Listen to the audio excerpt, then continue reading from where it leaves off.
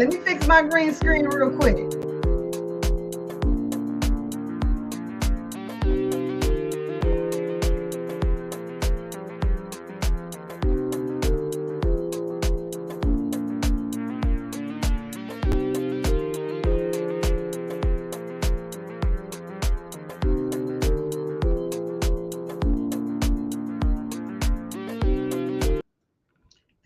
That's the best it's gonna get. Y'all don't pay attention to my green screen, okay? It's a hot mess today. Let's try to pull that camera down. See if that helps.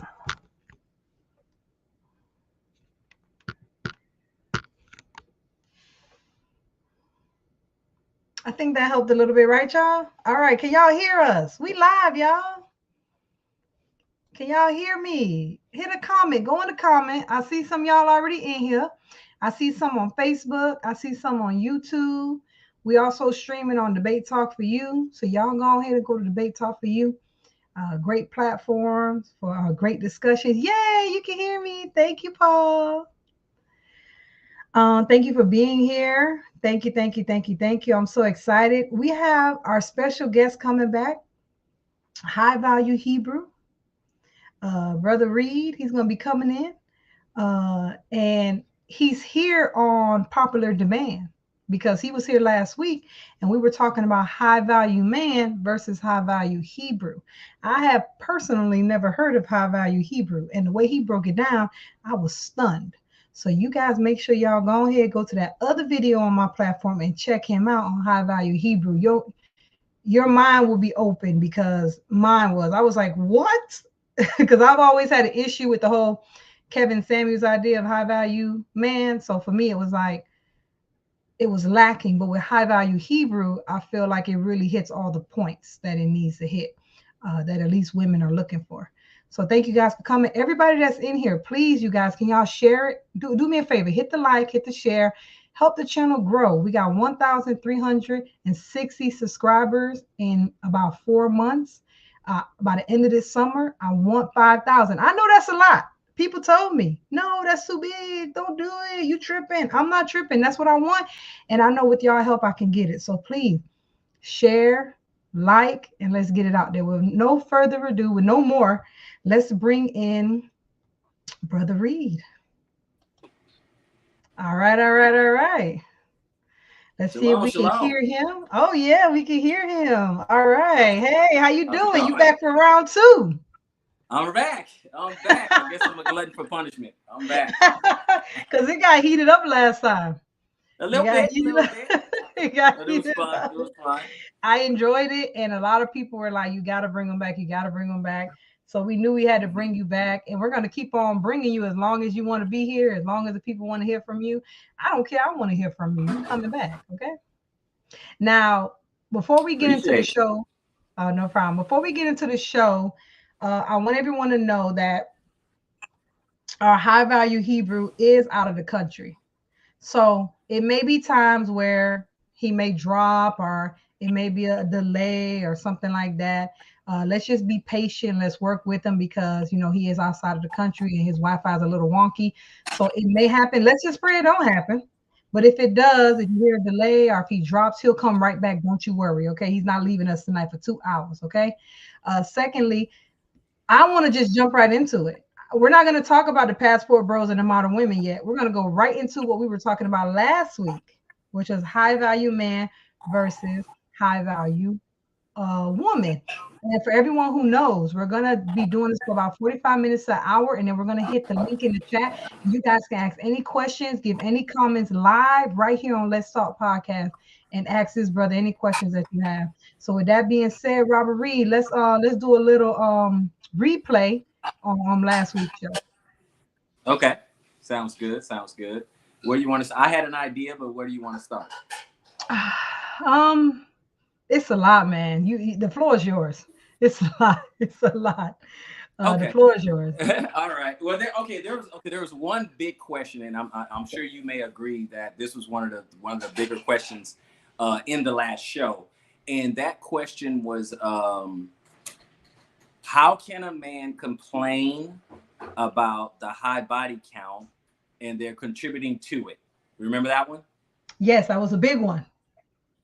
Okay, so that was a big one. Now, it got everybody kind of was getting in on it or whatever, but I didn't quite give a clear answer. Okay, so I want to go ahead and take this opportunity to go ahead and answer and give a little bit of clarity. Now, if we look at some of the facts, data, statistics that are out there, then I had to disagree with the premise of the question. Now, the reason why I disagree with the premise of the question is that when we go ahead and add in some facts and stats and data into it, if we look at right now, men between 18 and 30 are either virgins or haven't had sex in the past year.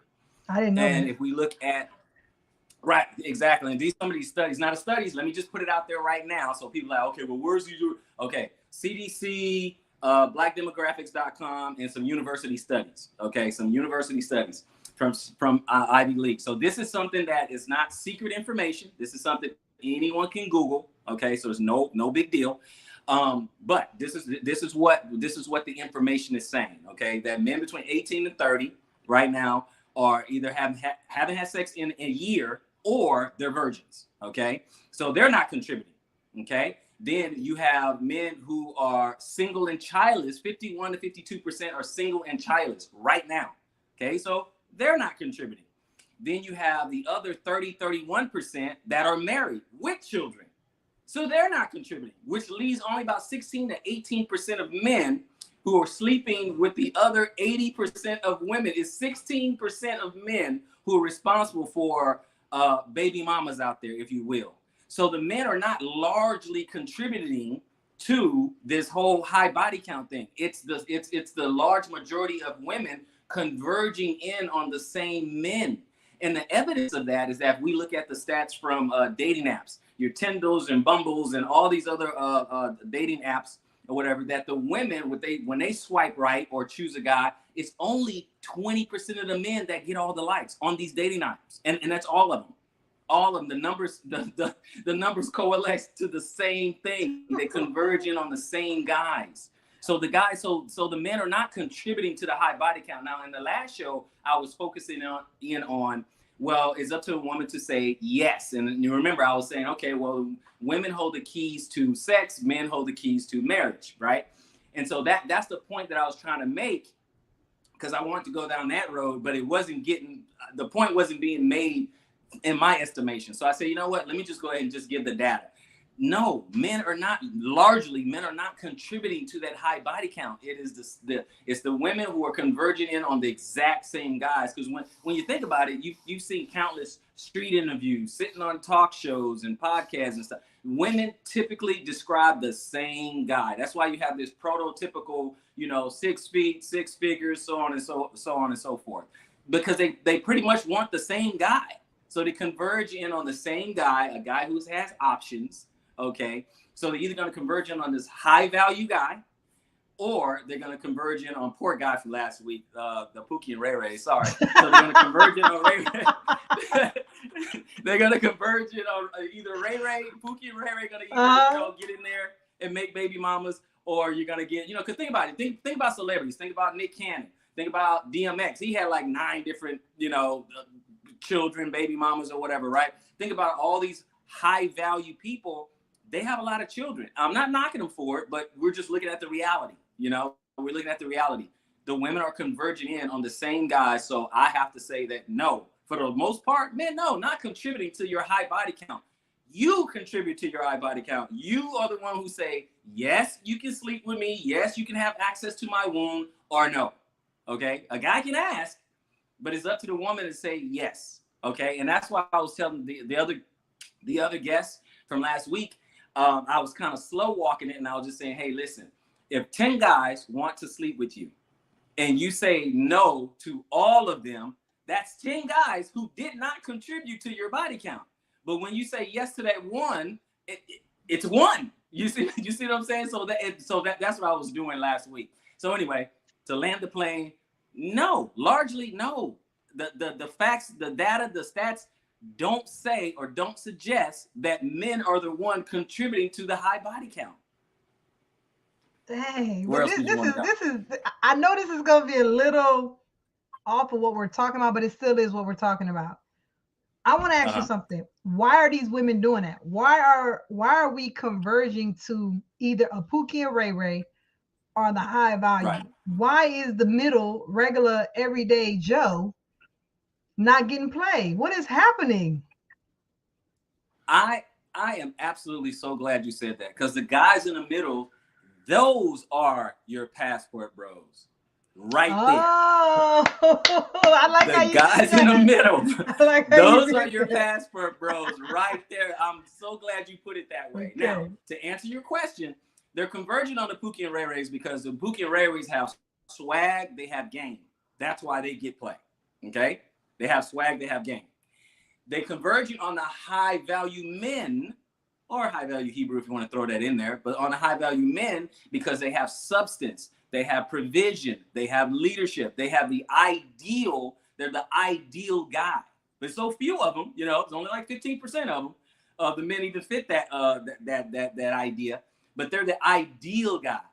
The Pookie and Ray Rays, they're fun, they got swag, they have danger to them, there's a little, you know, there's a little something there, you know, so that's why. The guys in the middle are they're lame, they're, you know, they're not exciting, you know, corny. It's boring. Yeah, they're gonna be about paying their bills and trying to figure out retirement plans and paying insurance. It's nothing. But that makes me happy. I'm excited about hearing that. Paying bills. Exactly. I'm happy. Exactly. Exactly. That makes me happy. You know? Yeah. So I like how you swung. You know, I like. Go ahead. I like how you squeeze that in there. I like how I asked a question and then you said, so this is where we get our passport bros from. Like, yeah. I wasn't expecting that. So I think that was a thing for me. I think that was an issue for me too. I think from what the guy was saying last week that came on, he was kind of looking at it like, if everybody just says no, then nothing will be nothing. And, you know, in a perfect world, right, I think that we could say that with a lot of things. Like, we could use that on every playing field. Like, just don't do this or just don't do that and nothing would ever go wrong. Right. But when you're looking at the reality of the situation, which is the statistics, what you brought, and me, I love statistics because you can't argue with that. And even if you don't believe all of it, I tell people all the time, let's say you don't believe the statistics, look at your life. Look around you. Look at your friends, your sister, your mama, your cousin, and line it up with the statistics. And most likely it's going to fit perfect. So even if you don't believe the statistics, look around you. Look at the people at your job. Look at the people in your neighborhood. Look at your sister, your cousin, your brother. And most likely you're going to say, yeah, this does most likely sound like this is correct. So I'm glad that you brought that up. If anyone in the chat saw last week's show, this is your opportunity because we're going to spend about another 10 minutes talking about last week's show. So if y'all have any questions from last week that you guys feel like, you know what, I wanted to bring that up, type it in the chat and we'll definitely address you. Now, last week, we also were talking about the body count, which is similar to what we were saying, what we were talking about, controlling the body count. A woman is in charge of it, or not in charge of it, but she's in control of it. And based off of the statistics, we prove that she is in control of it, meaning if she has a high body count, she has no one but herself to blame. But this is my question to you. What do you say? Because we want to build here. That's what we try to do here. We don't want to tear down. We want to build. Sure. So truth is first. So we got the truth. The truth is out there. We know what the issue is now. What do you say to sisters who have created or manifested this high body count? Based off of the statistics you shown, choosing the Pookie and Ray Ray, et cetera, et cetera. And now they're trying to, this was my question last week, I didn't get to answer. I was getting a lot of people coming on, I saw a lot of people coming on Kevin Samuel's show saying, okay, I don't want to be intimate no more. I did that. I got children from different baby daddies. You know, I've been with this person, that person. I'm done. I am saving myself until I get married. And you've heard the Kevin Samuels and other people say, you know, so you're going to give it to all these Pookie and Ray Rays who abandoned you, but me, you want to try to act stingy. What would make me want to marry you with all these baby daddies and all these body counts?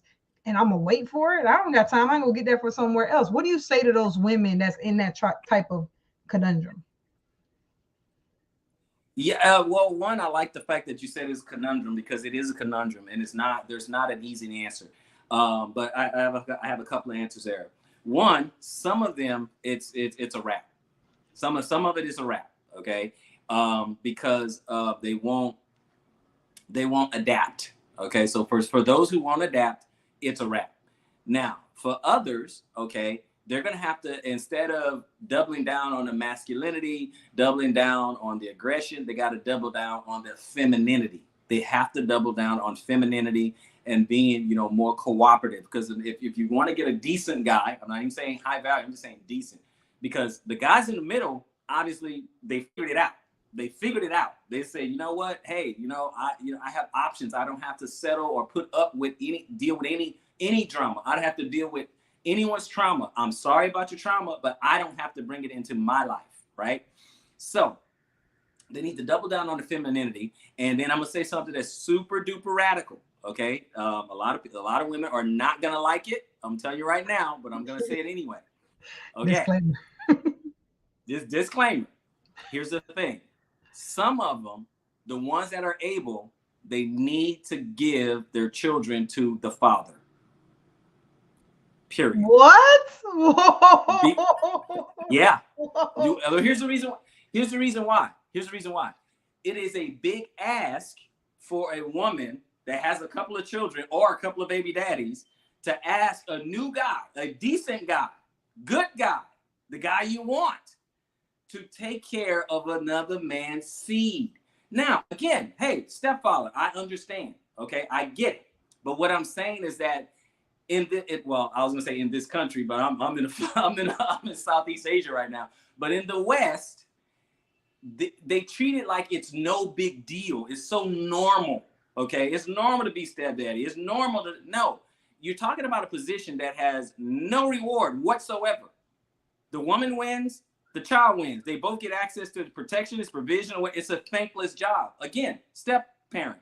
So what I'm saying is that you're asking a whole lot. Now, I know you're going to get pushed back because, and most of it will be emotional, even though they won't put it on that. They'll say, oh, well, the father is unfit, or, I can't find him, or any. You slept with them. You gave this guy your womb. And now you're the one saying that he's not fit to be a father. You gave him your womb. So I would say be careful of saying that. Be really careful, because the people, some of their sympathizers might be the way, yeah, I understand, because, the baby daddy ain't it, all that. But to me, that just does not make sense to a guy, because it's like, okay, he's not it, okay, but you slept with him maybe multiple times, or gave your womb to him maybe multiple times. I don't understand. So he's unfit. He's fit to put a baby in you, but he's not fit to take care of his child. I don't understand. The other thing is that you will be shocked at some men who would love to have their children. They rather you just give them the child, let them figure out all the baby, the child rearing and the child care and all that, rather than battling out in court. Okay, I've talked to countless and seen countless men. They have to battle it out in court. They would have to fight it out and stuff like that. So now, if you meet a guy, right, and you have children, and you say, okay, well, I have 2 children. They stay with their father. That kind of, they're his kids, because you can say, hey, they're his kids, they're his children. So I let him stay with his father. Now, again, I'm coming, from a Hebrew perspective, because they didn't play the stepdad role. They just didn't do that. If the father's dead, that's different. But they really just didn't do that. There's no redeeming quality. There's no parade. There's nothing, right? And then of course the all too familiar refrain would be like, well, it's its own reward. It's easy to say that when you're in a position where you benefit. If I get a guy, if I'm a woman, if I get a guy to come in, take care of me, take care of my children, of course the woman and the child wins. But what does the guy get? What does the guy get? He gets a lot of responsibility. You ain't my daddy. Exactly. He gets responsibility with no authority. Don't discipline my child. That ain't your kid. Exactly. And then if the relationship doesn't work out, all your resources was poured into that woman and poured into that children. You had all the responsibility, and accountability, but no authority. It's a thankless job. So The best solution, now I know most women won't do it, but the best solution is give the children to their father. Because now you're in a better, you got another tick mark in the dating market. You got a little bit better, because now the guy don't have to worry about, I don't have to worry about the children. They're with their father. Okay, cool. I can deal with her. You can go from there. So it's just a little bit better there. So some of them it's a wrap. Some of them they need to double down on their femininity and be cooperative. Okay, because I'm telling you right now, the guys who are coming overseas and coming to Thailand, going to countries in Africa, going to the Philippines, going to Colombia and South America, and getting this treatment and getting with women that don't have all this drama and don't have all these, don't have all these children or whatever, you got to compete. You got to compete. You got to bring something to this. I am the take. That doesn't work anymore. It's a wrap for that. That men walk away. I try to tell one young lady, I said, please quit saying, she was, well, I don't entertain anybody who tell me that, ask me what I bring to the table. I said, okay, that's cute. But what men hear, and this is your customer, right? What men hear is that you bring nothing. If you cannot quantify what you bring to the table, you bring nothing to the table. And if you have a nice little cute, little witty, halfway witty response of, well, I am the table or whatever. No, it doesn't work with guys at all. They're not moved. They're not impressed. It doesn't work. That is a red flag that says you bring nothing. Period. You bring nothing. Well, the thing is, what you brought up, I'm gonna bring up 2 points. The first part you brought up about the father getting the kids. Believe it or not, if you see the comment that's up now, Entertain the Thought with Reese Robert, which is one of our co-hosts, by the way, she puts, a man definitely needs to have his son, and a daughter can visit her father when you're courting or entertaining a new life partner. So I want to focus on the first part. A man definitely needs to have his son. I've always told women this throughout my lifetime. When your son starts to get around the age of 11, 12 years old, when they start getting that little hair on their chest and they start feeling like a man, they need to be with their daddy. Like, that's it. They need to be with their daddy. You have done what you could do. You have done your best. You have tried hard, and you have put in a lot of blood, sweat, and tears. And I congratulate you, sister. But you need to get that boy to his daddy. Let him have his son, because he's going to be able to teach him how to deal with other men, how to handle handle the world, because how the world treats me and how the world treats a male, it's not the same. I can only tell you from my perspective and what I see. I see them do this to men, but I can never say, okay, yes, this is how it is. I just haven't experienced the same issues and things like that. So I've always been an advocate of that. I never thought of packing the whole kids up and sending them away, but I did think about it. I did think about the son. I was like, let his butt go. Girl, you done. He bigger than you. He's stronger than you. He done got testosterone in him. Girl, you can't do that to this boy. What you gonna do to him? He's like 6'2".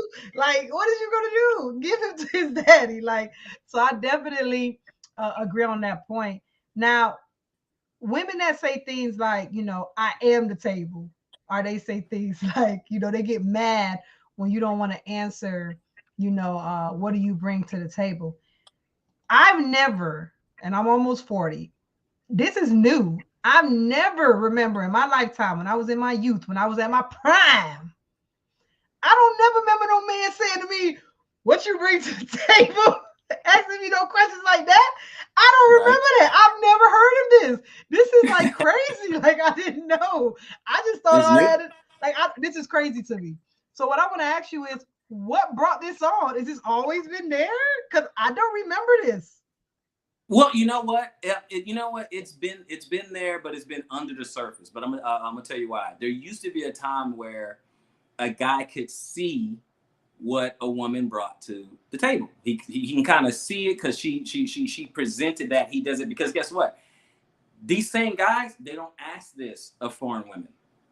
They don't even ask that question. What do you bring to? They get to see it. It's on display. She's affectionate. She's soft. She's feminine. She's cooking. She's cleaning. She's catering to him, and he's taking care of her. He's taking care of the bill. He's paying the bill. She's taking care of him. he's taking care of her and the financial issues or anything while he's overseas. He see the exchange. What happened was you have over the last few decades, but lately you have social media and stuff like that, and everything is kind of just over sexualized. So the obvious part is, okay, well, we can sleep together, but guys saying what else? Okay, because obviously, if you with a woman, natural woman, of course she has that, between her thighs and all that. But a guy's asking a female, what do you bring to the table? Because he's saying, I don't see anything else. What else is there? Okay. And so that, because they're putting out either their sexuality or the things that make men attractive to women. They'll say, oh, I have remember last week in the last show, I have my own car, I have my own house, I have a degree, I make my own money, blah, blah, blah. Nothing that a guy cares about. So he's still wondering, the question is still not answered. What do you bring to the table? Because I'm not looking for a strong, independent woman with this big time degree or whatever. I don't need that, because that doesn't do anything for me. That does nothing for me. Okay. So what else you got? You know what I'm saying? So that's really what happened is it just because it's been buried. It's just been buried. It's been hiding behind, Instagram poses and, and twerking and just all kinds of things like that. And guys just wondering, they're trying to pull back the veil and like, okay, great. Okay. You can twerk. Okay. Whoop-de-doo. What else? What else you got? You know what I'm saying? Guys are just kind of elevating, it's more than that. And think about it this way. If it was just about the physical, you don't have to get on a plane to get physical. Just whip out some money, right? Yeah, this is true. But it's a question up here. It says, and I've heard women say things like this before. They say, if you don't know what I bring to the table, why are you in my face? I've heard women say things like, you should already know what I offer, what I bring. And they kind of use that in a sense of like, you're not paying attention. I'm not saying that's what this sister is saying, but I've heard other YouTubers and other people say like, okay, so how you don't know what I bring to the table? Why you even asking me that? Asking that question, I've heard women say, is kind of insulting, not just insulting, but it's like, what have we been doing this whole time? I had a woman say, we've been dating for a while now, and you want to ask me what I bring to the table? Like, you don't know what I bring to the table? So what you say to that question? I understand. So it's kind of two questions, right? One question is like, we've been dating for a little while. What do you mean you don't know what we bring to the table? And then the other side is, we just met, right? So if I start with it, we just met. If we just met, how would I know what you bring to the table? If we just get together on a coffee date, first time, how would any man know? We don't know. We have to sit there and talk, have a conversation. What do you see in your future? Whatever. What do you want? Are you interested in marriage? Are you interested in having children? Where are you interested in living? Things like that. But that's what we're there for in an initial meeting, our initial date. We're there to find out what you are about. Just like a woman is there to find out what a man is about. But guess what? She finds out really, really quick. Why? What do you do? First of all, physically, she's looking at him. Okay, how tall is he? Is he at least taller than me? Okay, is he in shape? Does he take care of himself? That kind of thing. Okay, what does he do for a living? She might not pinpoint exactly, how much money he makes, but by the fact that she's asking, well, what does he do for a living? She's trying to assess how much money he makes. Is he a provider? Through the course of a conversation, she's going to find out, does he have leadership, skills? Is he intelligent? And she learns that through the conversation itself. Those kinds of things. So she's getting answers to her questions, right? So now the guy is trying to get answers to his questions. Okay. He's looking for support from the Hebrew side and help me. How can she complement what I am doing? If I am building something, how can she complement that piece? Okay. And not be a headache. I don't want to come home to a headache. I don't want to come home, but I got to find that out. I don't know. And here's the funny thing is, the women, it seems to me, just for what I've seen, it seems to me the women who say things like that, and I'm not talking about the host there. I know she's just posing the question, but who say things like that have no idea what they bring to the table, because I don't understand, and guys don't really understand, like, How is that one of the toughest questions in the world? How is that if you know what you bring to the table? Because the women who have something to offer men or know what men want, they can easily just rattle it off. They say, well, I was kind of raised with traditional values, or I wasn't raised with traditional values, but I believe in traditional values. I believe in, my husband is is the head of the household. He's a protector. He's a provider. He's the leader. I believe that, sometimes the world beats him up. I think I need to recharge him, stuff like that. I would love to have a family. I would love to have, children for my husband, that type of thing. And I hope, and we can just build a strong nuclear family. I believe in just being together, family, and things like that. So when guys hear stuff like that, he's like, okay, this is a keeper. This is wife material. This is what they're waiting to hear. So if the woman can't say that, okay, I think guys need to ask questions like that. They have to ask questions like, you know why? Because men, if they're the gatekeepers to commitment in marriage, this is a huge investment to bring a woman in your life. Okay, so if I have a great income, I have a 6-figure income, I'm doing pretty good, I'm okay with or without the woman, right? So she wants to come into my program. I need to see if she's going to complement and enhance that. I don't need help spending my money. I don't need help doing that. Okay, so and I don't need to spend money on a dress and purses and makeup and all that. All that, my life is complete without having to spend money on that. So she has to be worth that. And so the last show, what we were talking about, remember I said I really don't think there's high value women per se. I think there's high quality women, because women are born with their value and they have to preserve it. They have to preserve that value. Be chaste, be modest, be traditional. These are the type of women that guys want to marry. These are the ones these are the type of women that men take off the market, if you will. So I understand everything you said. So I want to make sure I get this right. So when a guy is initially courting this young lady, getting to know this young lady, you're saying that this question needs to be asked, so that way you know what you're investing in.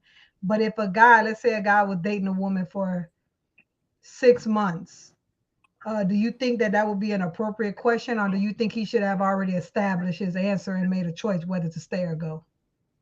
He shouldn't. If you're talking about 6 months in, he should know. He should know by then. Yeah. But if he did ask, 6 months in, and the woman was to get offended and say, yo, wait a minute, we've been dating this whole time, how you don't know what I bring to the table, would that be an incorrect reaction on her part?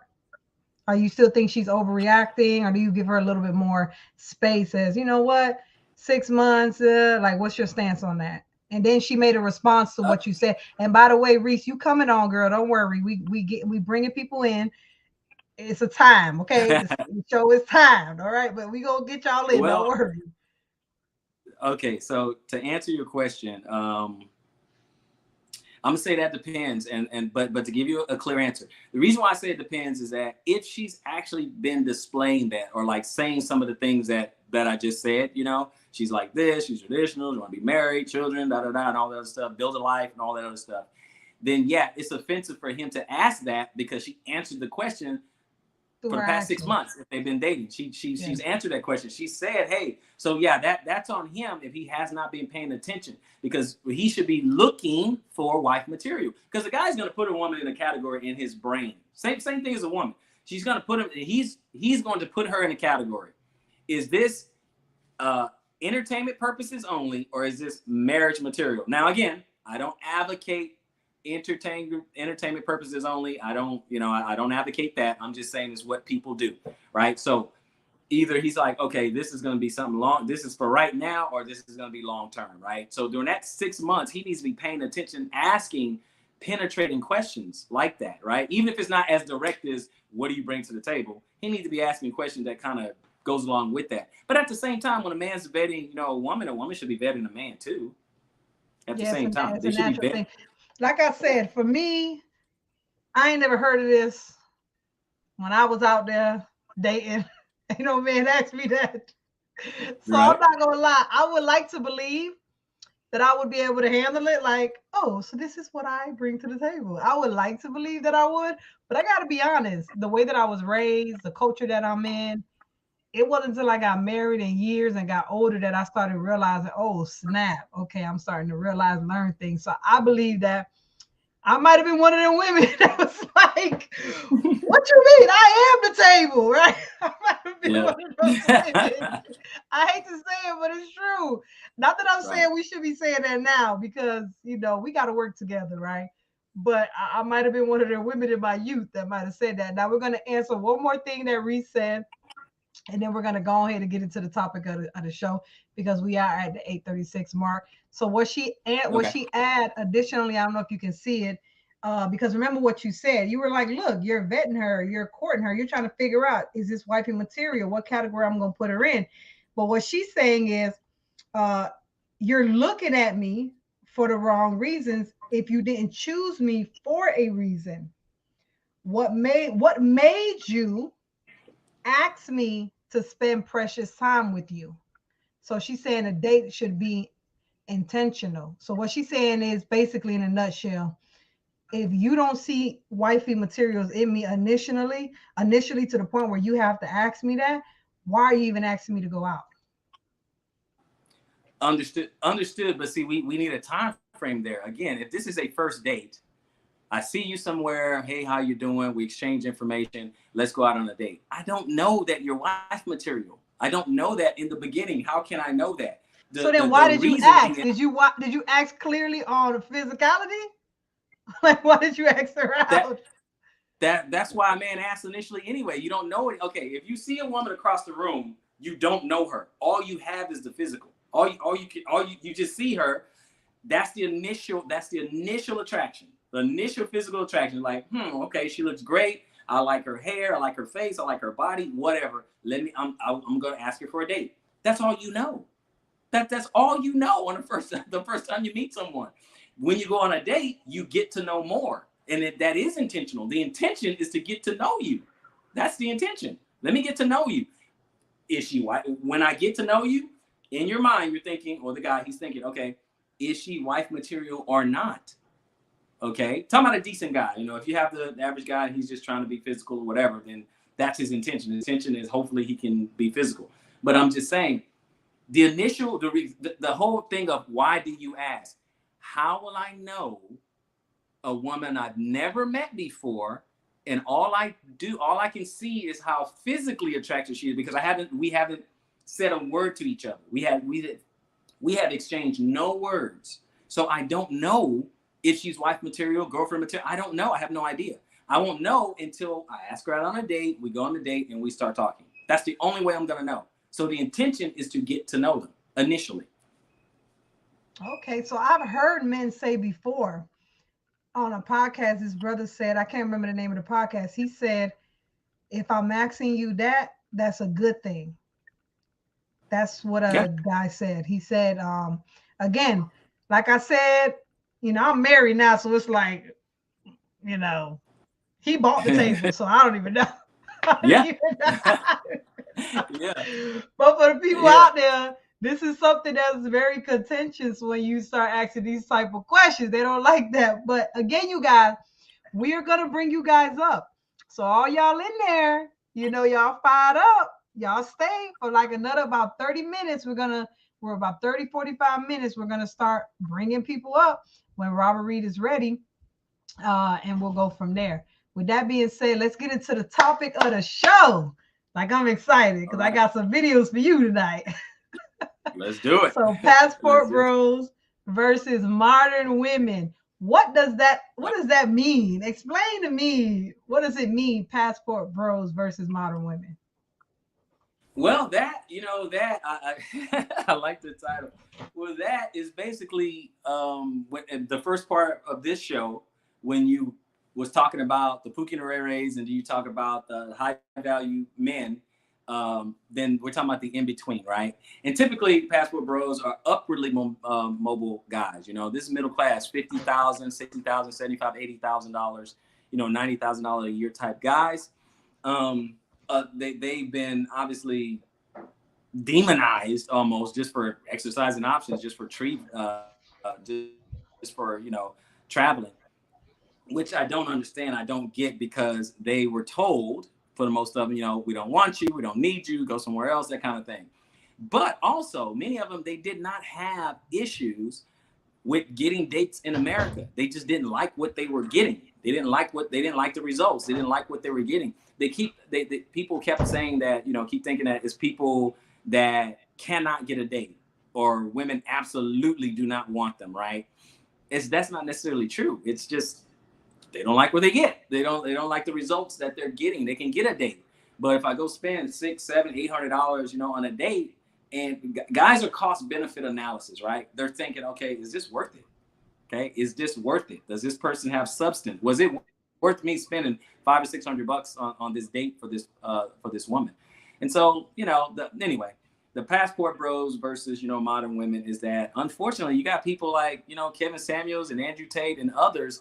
They pull back the veil, you know, on modern dating. They just pull back the veil, and now guys are just waking up, and they're saying, you know what, I'm worth more than this. I don't have to just be happy and content with just any type of attitude or any type of treatment, or outright being ignored. You know, these are the guys, you know, that's kind of in the middle, but a lot of them do very well financially. They do very well financially. And then the whole movement itself, Passport Bro, the whole movement itself is actually empowerment.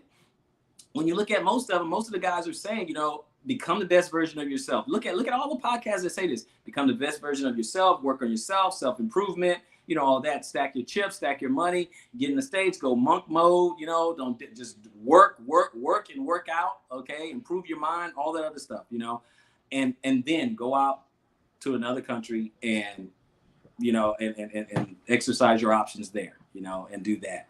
So now on the modern woman side is that you see a lot of videos of them saying, hey, we don't care, but there's more videos coming out every single day with them saying they don't care. So I don't get it. It's very, very confusing. And I think it's the implications. You know, the implications is, you know, the pool, the well is going to run dry, you know, as far as available men, you know, so. Yeah, it's already a shortage from what I heard. Yeah. I heard it's a shortage, that the trees ain't bearing that much fruit.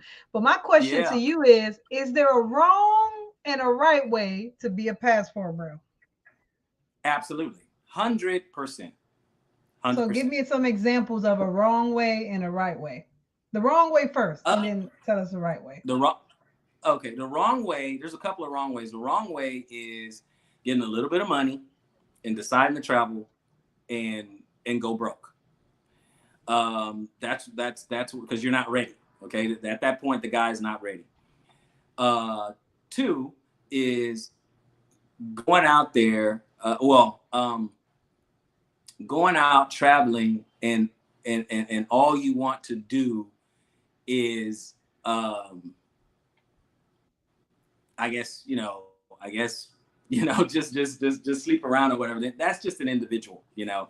They try to throw mud on the movement, the dirt on the movement, because they think it's all courteous tourism. Okay, I know there's like censorship with certain words and things, and it's not that, you know, it's not that at all. I guess I'll put it like this here. The wrong way is being a passport pookie. Okay, you're the same guy in the States.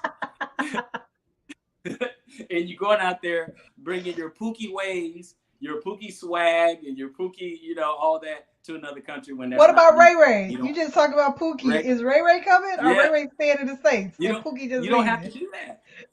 Yeah, you don't have to do that. That's the wrong way. Let me give a short answer. Yeah, being a passport Pookie or Ray Ray is the wrong way of doing it. It's because it's not, you know, you're not increasing your value. You're not bettering yourself. That's the wrong way. If it's not about bettering yourself, if it's not about getting into these other countries, learning other cultures, picking up new languages, things like that, and also looking for your potential wife. I mean, you might have to date a few people to find out, but eventually dating and finding your potential wife, then, I mean, you know, you're doing it all wrong. You're doing it all wrong if you're not ready and you're not improving yourself. You're not bettering yourself. And remember, not everyone who says, hey, there's a passport bro, is a passport bro, because some of them are just jumping on the movement because, you know, they think it's cool, it's cute and all that, you know. So not all of them, it's not all the same. The right way is, which I've already, you know, kind of alluded to, is in being a actual better person, actually being the best version of yourself, actually educating yourself, actually expanding your mind, getting into these cultures, getting into these other languages, investing, get into these other countries where your dollar is stronger and you have some investment opportunities. That's how you become a high value Hebrew. That's how you become, when you bring your morality with you, you're a high value Hebrew, but that's how you become a high value man. When you're doing all those other things, you know, finding a woman that's extra. That's like, okay, great. You know, okay, that's wonderful, but you should already be on your grind. You should already be working on, if you're not already there, being upwardly mobile. You should be working on that, becoming the absolute best version of you. That's the right way of doing it. Not just, you know, partying. You know, you can party, that's fine. You know, I'm not policing anyone's behavior, but you know, you can party, but that well is going to run dry real quick. But if you're stacking your chips and you're investing and you're buying condos and starting restaurants, I've seen a lot of Passport Bros, Black owned or American owned restaurant in Thailand, Colombia, Brazil, all of that. They are making moves, making money. A lot of men are networking together. A lot of the brothers are banding together. When they see each other, boom, they sit down, they talk shop, they talk business. They get it done. You know, finding women, that's just extra. So what do you say to the modern women now? Because if this trend continues to go if you're looking for a brother, between the ones that are in jail, too old, too young, married, you know, they don't like the same, you know, they like the same parts they got, you know, I don't want to say it on YouTube. Right. Your options are slim. And now you got these brothers catching planes and they out. They like, I'm out of here. What is the state for the modern woman? What are we looking at if we continue on this trajectory that we're going? We continue on this road that we're going. What does this look like? And what would your advice be to these modern women? You know, it's funny you should mention that. There's an article and a study out right now. You may have seen it, and I'm sure some people who are watching this right now, they're gonna harken back to it and be like, oh yeah. But there's a study going on. There's a study that's out right now. Who wrote that study? I'll get back to you on it. But anyway, there's a study going out. They said by 2030, that's 8 years from now. Okay, 7 years from now. They said by 2030, 45% of the women in the West will be unmarried and no children.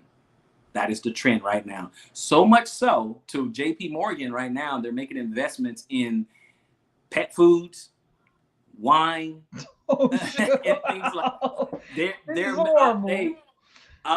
making these investments, right? Now, here's the thing. The killing part about it is that if some of the modern women, if they can't get past their ego, and what I mean is that they don't hold the cards. Meaning, if you have guys out there and they have their passports and they know that they can go somewhere else for their options. I mean, what leverage do they have? What leverage do you have to double down on being, you know, mean or masculine or have this attitude of being uncooperative or being strong, independent, and all that? Okay, you're saying you don't need them, so what's the problem? You're good. You're happy. You know what I mean? What did Kevin Samuel say? You know, hey, buy a cat, buy a dog, die alone. Okay, it's up to you. That's fine. Don't get me wrong. I know some women want to be alone. They want to be independent. That's fine. I don't have a problem with that. But for those who do not, you got to understand. You don't hold the cards for the guys. He can choose. He can have what he can go and choose elsewhere. He can go overseas. He can bring his resources anywhere else. He does not have to settle right here. So the question again becomes, what is the leverage? You can't say, oh, well, if we want to put color to it, say, okay, well, if you want to have black babies, that's not true. That's not true. There's a lot of African women who would love to, that would beg to differ. I could have black babies with an African woman. I can have black baby with an Afro-Colombian. I can have Afro-Brazilian. I can go to the DR. I can have black babies. So that you don't have that leverage. So I'm trying to figure out, what is the leverage? So don't ask me. I'm married. I don't know. I don't know what leverage. I don't know. Humility. Y'all in the comment section. What leverage do y'all got? What is this? I'm guessing he's not gonna answer her question. Which question are you talking about? Which question? Yeah, which question? I don't know what you're talking about. Jay, tell us which question. Type it in and we'll answer. We're answering all the questions. Matter of fact. Yeah, type soon we're gonna put in the link. Which question you're talking so type in the question and we would love to see what you're talking about and we'll answer that. Everyone who's on everyone that's in here right now, you guys like, subscribe, share. Come on, y'all, take y'all little finger and just press that button. Do it with me. We're gonna do it together. 1, 2, 3. Press. There you go. Good job. Thank you. Anyone who's in Debate Talk for You, you guys got about 10 minutes. 10 minutes, and we're going into the overtime portion, like Sal always says.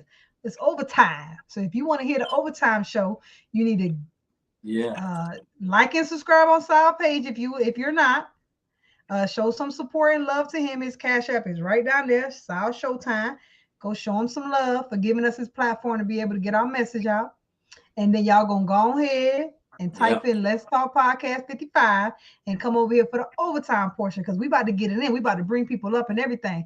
So y'all go ahead, wrap it up over that Debate Talk for You, and y'all come on over here and Let's Talk Podcast 55. Type that in, look for the purple logo, and hit the live video and come on back into the room. With that being said, let's see if the question came up. Yeah, no, I don't see no question. So if the question comes, we'll hit it. If anything, we'll stick the link in soon, and then we'll... Oh, here it is. Oh, what is the modern woman to do if guys leave the country? Oh, okay. That's the question. Okay, that's the question. Fair enough, Jay. Okay, let's jump right in there. What is the modern woman to do? There's a couple things. You got to realize, Jay, that some of them, not all of them, some of the women, they're some of the modern women. I always differentiate between traditional women and modern women, okay? So we're talking about the modern women. The modern women, you got to understand, some of them will not humble themselves, period, okay? They talk about that like in Isaiah chapter 3, and we know what comes after that, Isaiah chapter 4 and 1, right? So, but what are they to do? To humble themselves and realize they don't have the leverage. They don't. They have to humble themselves, and they have to say, you know what? What is it? Now, to answer your question directly, what is it, though? They have to ask themselves, what is it that these other women from these other countries are offering that I'm not offering? Figure that out and then offer that. That's what they have to do, Jay. That's what they have to do. They have to figure out, okay, this man is willing to go 1,000, 2,000, 3,000 miles around the world to meet a woman. I'm right here in his backyard. So what is it that they have that I don't have? What is that she's offering that I don't? Wait a minute. I'm educated. I make my own money. I have my own car. I have all of... Okay, and he's still leaving. Then obviously that's not what he wants. That's not what the guy wants. So you have to figure out, what is it about these other women? Okay, talking about the modern woman. She has to figure out, what is it about the other women that these men are willing to get on planes to go meet them and do that. That's what she has to do. Now, what about the traditional woman? That's what he's saying. Now, I think what he means by this is, I saw some videos with women coming out, and this is what the women are saying. They're saying they're going out to clubs and they're going out to parties, and men are not approaching them. And they're actually getting mad at women and saying, what y'all done did? These men don't want to talk to us. I'm submissive. I'm all the things he like.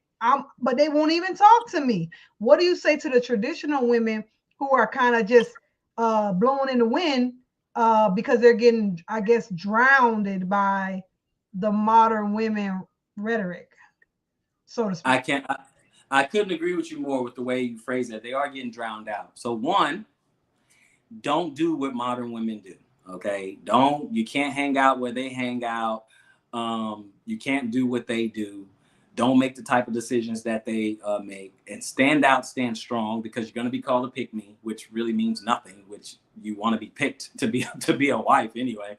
So don't do what they do, and you stand out. And then traditional women need to hang out with traditional women. Okay.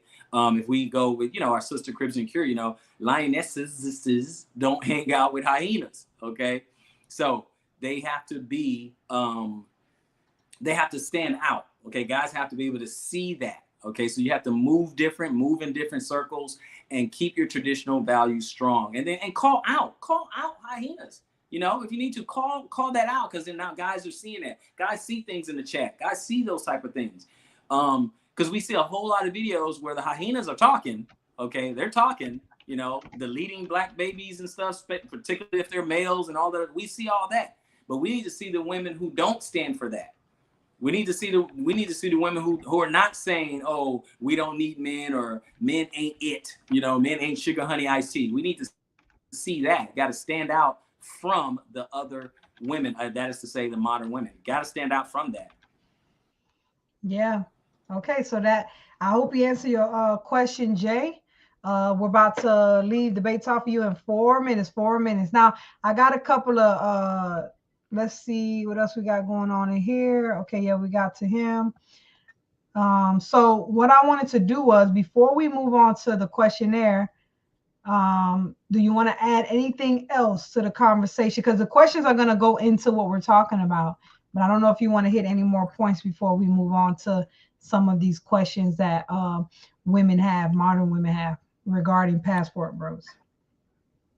No, because I think our next segment, I think we're gonna jump into it, and I don't want to get ahead of myself. Yeah, no, don't give it all away now. Yeah. Yeah. We're not giving all of it away. We just hold them back just a little. So now this is what we're gonna do, you guys. So Debate Talk for you. We're gonna close you guys out. If y'all want to be at the overtime portion, I'll put it in the chat. Hit that link. Show Sal some love. Come on over here to Let's Talk Podcast 55. We're gonna close it out right now. And then we're going to get to the questionnaire. We got some video questions with some modern women. So we're going to go ahead and get in there. So let me pull up these questions real quick. All right. So this is the first question. So this is what we're going to do, everybody that's in there. We're going to hit the question. We're going to watch the video. Each video is like 40 seconds. And then we're going to allow Robert Reed to, you know, give his comments, or if it's a question, answer it directly. So let's get to the first video. Here you go, Robert Reed. This is a huge red flag. The only men who like to go overseas to find a partner is men who like to prey on vulnerable women.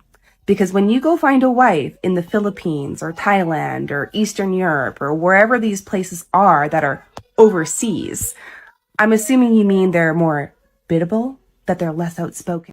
This is a huge red flag. The only men who like to go overseas to find a partner is men who like to prey on vulnerable women.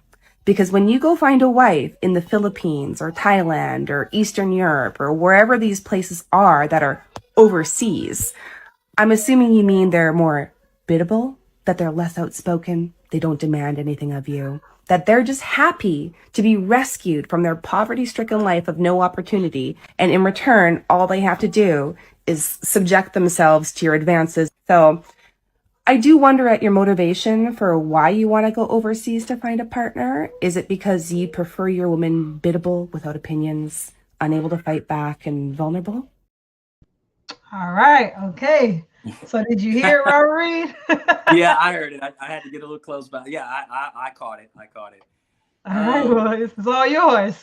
Are you going? Are you guys? What is your motives? That was her question. And she said, are you guys going over there to just basically find women that just don't talk back and don't require nothing from you guys? Okay. Like I said, since this whole manosphere red pill space has opened up, I mean, it really, really cracked the code on this whole modern dating market.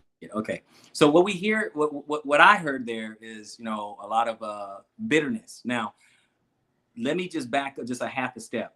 I want everyone, when we listen to these clips, okay, and Sister Christine did not share all the clips to me. We just checked the volume on it, so I didn't, I didn't listen to all of them beforehand or anything like that.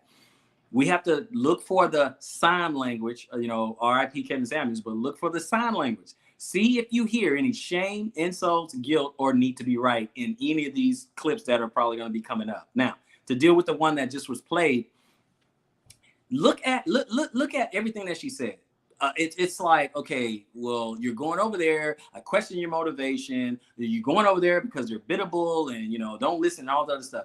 It's as if she's saying we need to be attracted to a woman who's argumentative, who is mean, I'm like, that's not what men want, okay? So, and all these little jabs that she's taking at the foreign women, no, it's none of that. It's because they're traditional. They're raised in a traditional society. That's what it is. Men are leaving, if you want the short answer, men are leaving because they're looking for women who are more traditional. That's the short answer.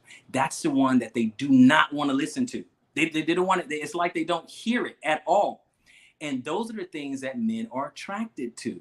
So what men are hearing when they analyze what she's saying is like, okay, so we're not supposed to be attracted to that? Or what do you mean you don't understand our motivation? The motivation is traditional women, traditional values, who care about family, unlike in the West, where it is over 50% divorce rate. 80% of the time it's initiated by the female. A man's get completely financially wrecked in the family court system. Okay, he loses half his stuff. He has to pay child support, and then he gets visitation with his child. These are the numbers that he has to. These are the numbers he has to deal with. So, oh no, don't go overseas. Deal with this in the West. Deal with those stats in the West. Like, come on, man. This it's just ridiculous. It's absolutely ridiculous. King said we got options out here. King said what us to accept what we don't want so bad. We got options. They're not playing out here. They're not playing. Come on, King. So let's go to the next video. And again, you guys, hold your questions because we're going to get to the questions shortly. We're going to put the link in the chat. I hope y'all come up. I'm seeing a lot of activity in the comment section. I want y'all to hit that link and come up, especially them sisters out there that's in that comment section. So let's get to the next video. You ready, Robert Reed? I'm ready. All right. What does that say about you that you have to take the time to get a passport to like go somewhere else to meet people that like you? Oh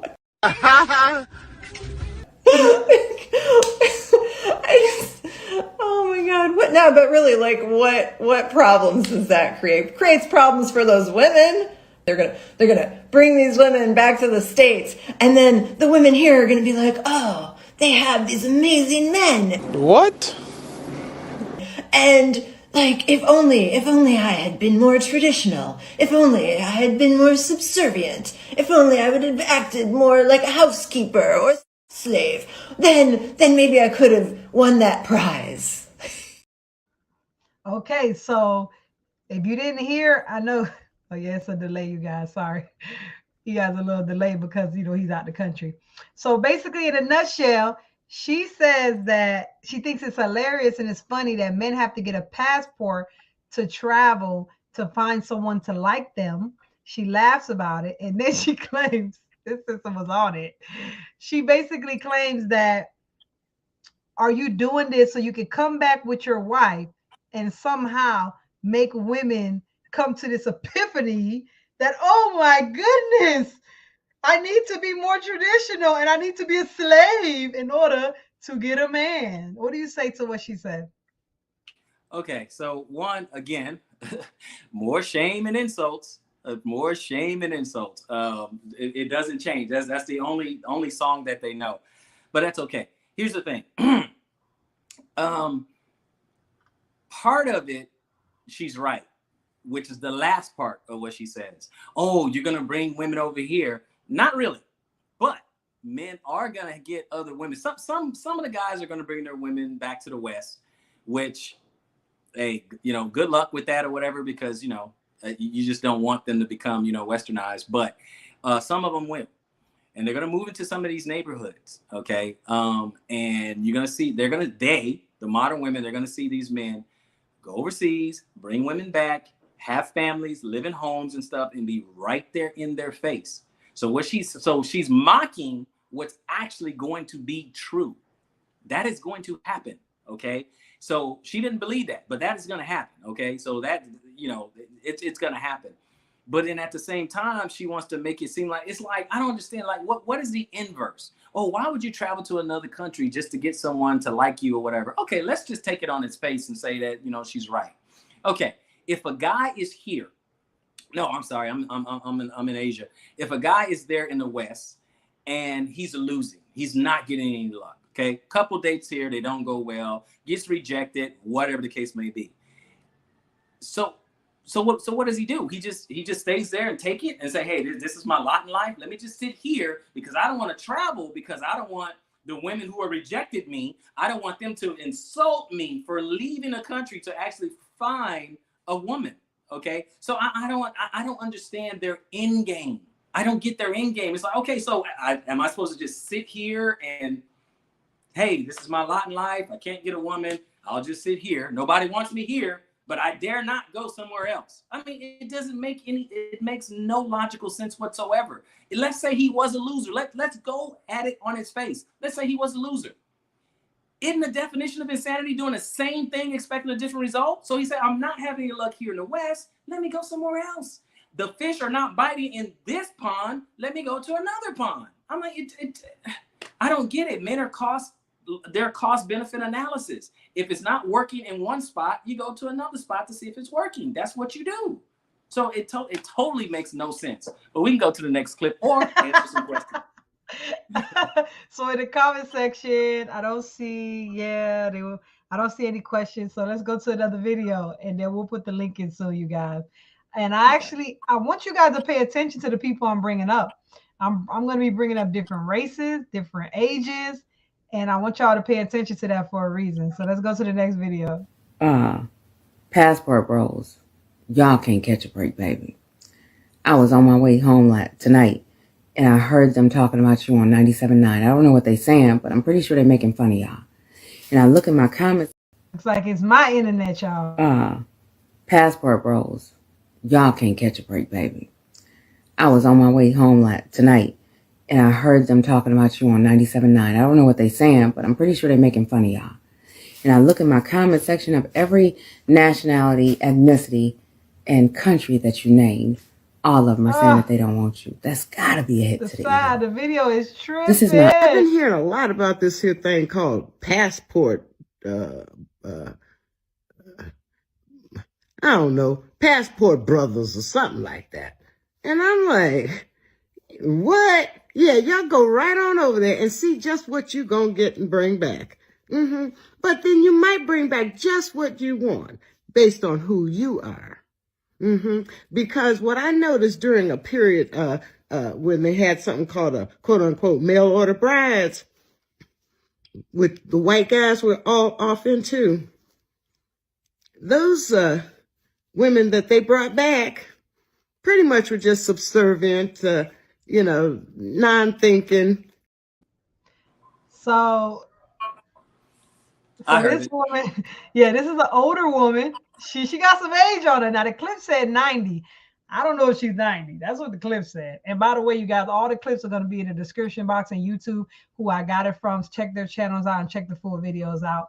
But yeah, what do you think about what she said? She said it's like mail order brides, like how the Caucasians did back in the day. Is that the same thing? Oh my goodness. Sister Christina, this is just bad. This is comical. This really is. This is comical. None of this is going to deter any man at all. None of this. Just more shaming language. I actually caught the first one. I caught some of what she said. Oh, I'm listening to this radio station, whatever, 97 something or whatever, and they clowning you. And I heard from every country that you guys named, all cap. All that's cap. I don't believe anything she said. She didn't hear anything from any of that. That's all cap. Yeah, she's saying, for people who didn't hear, she's basically said she heard on the radio that the passport bros are basically, no one wants them there. They don't want them there. They don't need them there, and they're telling them not to come. Basically, that's what she was saying. So these countries don't want tourism. These countries where a major part of their GDP is tourism, they don't want tourism. They don't want touristic dollars. They don't want the USD. That's what they're saying. That's their argument, right? It makes no sense whatsoever. Number two, you're talking about two women who are older, who's well past the wall, who is not in the dating market. Okay, not trying to be mean. I'm just saying they are. They're well advanced in age. No one's, they're not really in the competition or whatever. So I don't understand what their beef is. I'll put it in a more politically correct way. They have no skin in the game. So I don't understand what's their beef whatsoever. No skin in the game. Also, it is just a bunch of shame. I don't understand if these guys are men that you do not desire, what do you care if they leave? Because they can't feign concern. Oh, well, I hope you just find just be careful. I hope you find what you're looking for. I mean, they really don't. I mean, and then at the same time, I don't know if you've been catching it. At the same time, the women from other countries are not clapping back at the passport bros. They're clapping back at the women because they're saying they're disenfranchised, they're taken advantage of, they're uneducated, they don't speak the language, blah, blah. They're saying all this other stuff. Now, don't get me wrong. I know they're trying to crush the passport bros and it's not working, but now they're insulting foreign women, and now they're making the news. Like over in Thailand, they're making the news that they're looking at. They have American Black women on the Thailand news talking trash about Asian women, and they're upset, and they're making tons of TikToks about it. So so whatever they're trying to do, I don't get it. It's not working. It's backfiring. It's completely backfiring.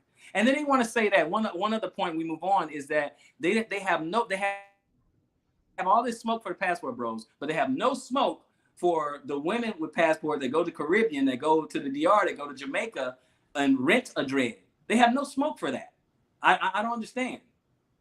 So it's okay and it's empowering if a woman grab her passport, go over to a tropical country or whatever, and be with men and just have how Stella got her groove back, or go read that book, The Pursuit of Happiness, when it's a study on women going abroad, sleeping with men, and nobody has any smoke for that.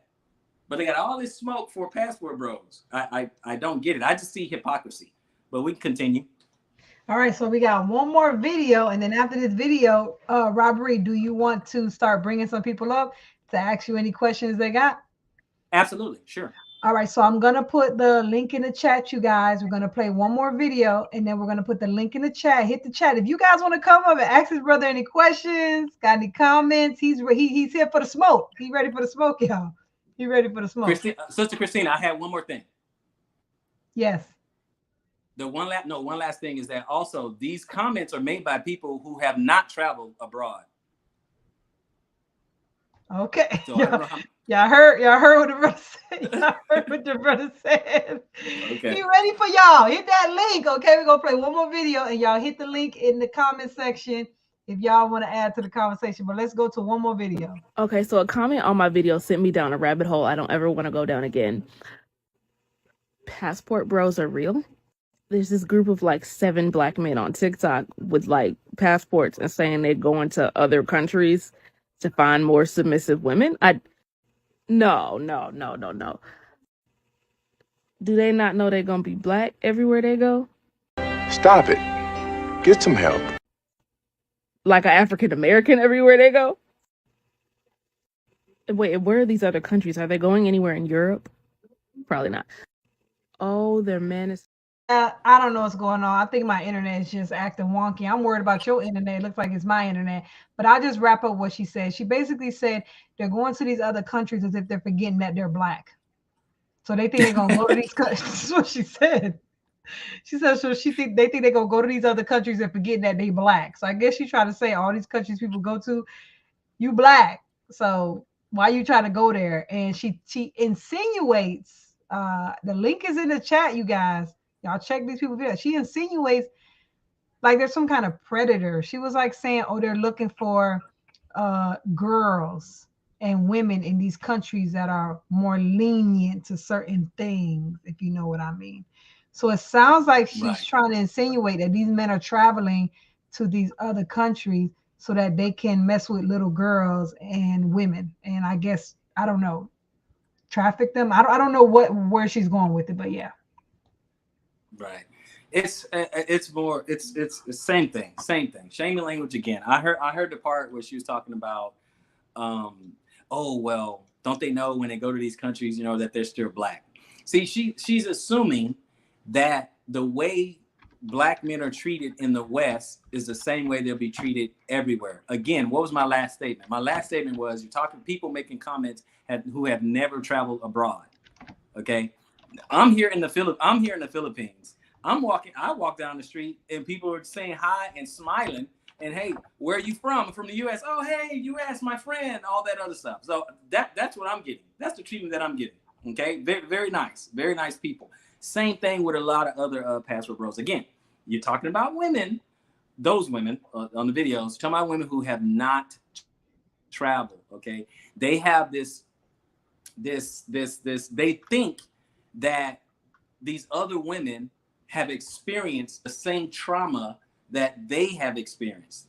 Okay, so for the past 60 years, the black man was the poster child of deadbeat dads, things like that, and CDC showed that's not true.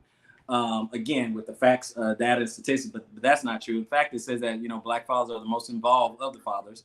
But that aside, so the black man, he's not nothing. He's broke. He's poor. He's dusty. He's this and that. Da da da. She thinks, or they think, that's the same programming or trauma response that other women in other countries would have for the black man, and it's nothing of the sort. It's none of that. That's just simply not true. And then for some reason they throw in, oh well, you're not going like to Europe and for what? It's just like the West. Those are not traditional women there for the most part. Those are not traditional women there. None of the men are going to go to any country where feminism is running rampant. Period. Why? For what? That's not what they want. So I don't understand. Shaming men into something that they don't want makes no sense. But we can continue. All right. So we got two people up on the chat. Who you want to hear from first, Robert? Okay, let's see. We got two up on the chat. We can Reese Roberts, she been in here for a long time, so go ahead and let her in there. All right, Reese. So go ahead, girl. The floor is yours. Question, comment. Let's do this. Hey, you guys. Nice conversation. Thanks for having me. Hey. Shalom.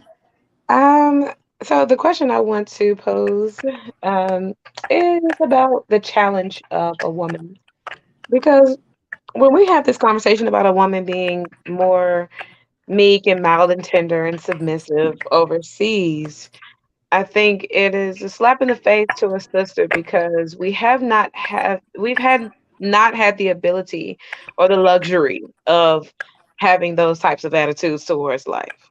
For a brother to abandon us because we have become hard and callous or sort of masculine because of the conditions of all of our upbringings and all of our conditioning over here in the West, it just to me speaks to weakness because it tells me that the man is not up to the challenge of figuring out how he himself can adjust to his environment and the conditions that he and his woman have been subject to, instead of just running from the situation to go find less of a challenge. So the situation in my mind is more of a cultural thing, less of a feminine versus masculine thing. Because we've all suffered the hands of oppression and, the like I said, social conditioning, the things that have sort of victimized our entire community, men and women alike. Women have not run from this, but our men are showing us signs that they are running from it, not wanting to deal with the effects of the very communities that they've been a part of and contributed to for the last several centuries and of course decades. So I'm not necessarily clear about why a man would be justified in those type of actions, just picking up and leaving and then having the nerve to call a woman masculine after she has been raped and beaten and downtrodden and limited and all these other things, having her man taken away from her. Not that she kicked him out, her man was taken from her in several ways, systemically and intentionally. And so for her to be slapped in the face and told that she's not this and she's not that. It seems very, much like an insult. Now, before you answer that, Robert Reed King, I see your comment. The link is in the chat. Just hit the link and you can come right up. Just hit the link and you can come right up. So yes, it's on you, Reed. You want to answer the sister? Yeah, sure. Well, one, I have to disagree with almost everything she said, because she said that it's more of a, like, they're just cutting and running and things like that. But I beg to differ. I think the black man has been dealing with it for the past 60 years, since the 60s. He's been dealing with it because why? They have the most suicide, most suicides, most disenfranchised, mass incarceration, and the list goes on and on and on. The black men have suffered from those effects. And then she says, well, the men have been taken away. Yeah, in some respects, but then also our own sisters, our own the women who share our image, our own sisters have given up on us. Think about it. The other races, the men are the leaders of their community. Only the black race is seen as the women are the leaders of our community. Okay, why is that? Because when you go back 60 years or so, whatever, and you give the government programs and things like that, and of course you can't get the government programs if the man is in the house. They chose, our sisters, they chose the government programs. And then when in the 70s, when feminism came around or whatever, we know that was the white woman's plight, and then the black woman joined in on it, and now the black woman is almost like the face of it right now. So how is that a choice for us?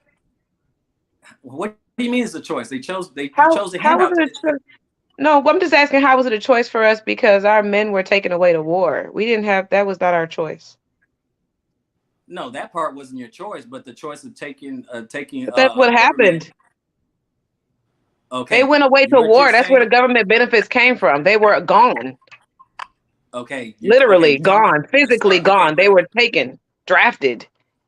Okay, one, that's not all men. Two, what about the 70s? No, not all of them. But what I'm saying is, we're talking about categoric. Hold on, Reese. Let him answer what you was, and then you could go. You can finish, Reese. What you were saying, Reese? Okay, so yeah, let me finish. Okay, so what I'm saying is that you're talking about one instance. You're saying, okay, war, and then you're making that the issue for the past 60 years, when that is not. Okay, that is not the issue for the past 60 years. That started something off, in war. But there's other things, like you said, there's incarceration. Okay, then also when you look at the black family and stuff, is busted up. Period. It is busted up because of the programming. The programming of, think about it, the only woman on the planet who's independent, don't need a man, the sister. So that was the reason why they got incarcerated. And so the men we have to deal with that. But no, ma'am. Let me finish. Incarceration don't have nothing to do with us either. She's the poster child for that. I understand. Okay, ma'am. The busting up of the home, that is on you. That is on the sisters. If 80% of the time they are the one initiating the divorce. Now, I know that all too familiar refrain is going to be, oh, he was abusive, or oh, he was this and that. Okay, abuse cannot be the number one reason for a divorce. Okay, we all know it's not that. We know it's irreconcilable differences. Okay, so we know that's like the number one right there, especially when you have the advent of no fault divorce. Because before that, you had to prove that he did something wrong to you. But now you don't even have to prove that. So the divorce, that's your fault. The have multiple baby daddies, that's your choice. Carrying before you marry, that's your choice. That's your choice. No, I don't understand how a person can say before you are married, these things are the fault. Is that your choice? If you hold on, ask a question. Hold on, Reese. He's gonna ask you a question, and then Reese, you answer. Ask the question again, Reed. Okay. If you get pregnant before you get married, is that your choice? Okay, Reese. Answer. He asked you a question. Depends on the circumstances. Okay. Then I guess we're not gonna get People get pregnant for all different kinds of, under certain circumstances. If I get raped, no, that's not my fault. If I was drugged, like that has happened to me by a bunch of black men. Again, Is that what normally happens? Hold on, Reese. Let her finish answering, and then you can respond. All right. Well, like I said, you want to generalize when it's convenient for your point, and then you want to specify when it's convenient for your point. So we're talking either generally or we're talking specifics. In general, you have circumstances under which women get pregnant. We all know that women's vaginas are targets to victimize them. And there are several situations where a woman's vagina can become victimized to make her impregnated. So what I'm saying is that it depends on whether or not that woman was under a circumstance in which she could have avoided becoming pregnant before being married, or she could not have. Because it's very well known that there are conditions under which she may not have been able to prevent that. Okay, Reese, Robert, what were you saying? Okay, again, she's arguing from an extreme. I'm talking about in general because that's what happens most of the time. Any of us can take an exception to just about any rule and just to try to make our point and we could take any anecdote and then right, but that's the reason why I asked for your specificity there, is because if we're talking specifics, then that's what I'm trying to clarify so that I could put my answer into context, in general or in specific. Because if we're talking about in general, then there are implications on both parties. If a woman gets pregnant before she's married, she's not impregnating herself, is she? Okay, Reese.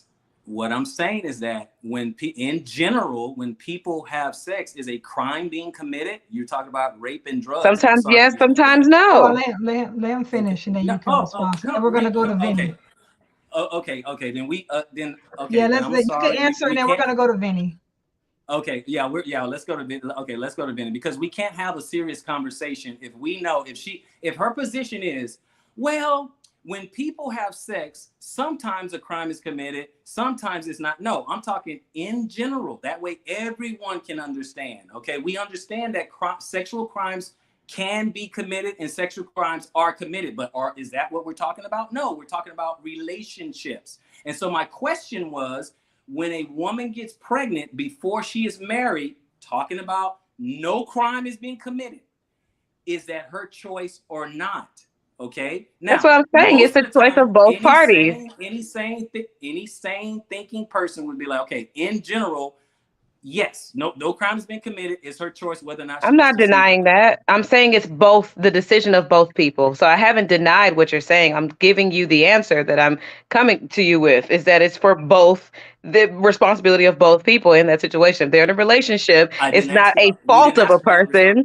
It's not right. It's not a fault of a person. Right. I'm answering your question. It's not a fault of a person if they get pregnant before they're married. It's a decision that was mutual. Okay, so what we're gonna do is let's go to, do you want to add anything to that, Reed? And then we're gonna go to Vinny, and then Reese will give you some time after we get to Akeem and Vinny. You want to respond to anything, Reed, and then we'll go to Vinny and Akeem. No, I'm gonna choose not to. Let's go ahead and go to Vinny real quick. All right, Vinny, you on the stage. What's good? I see you in the chat. What's going on? Yo. Peace to everybody. Shalom to the room.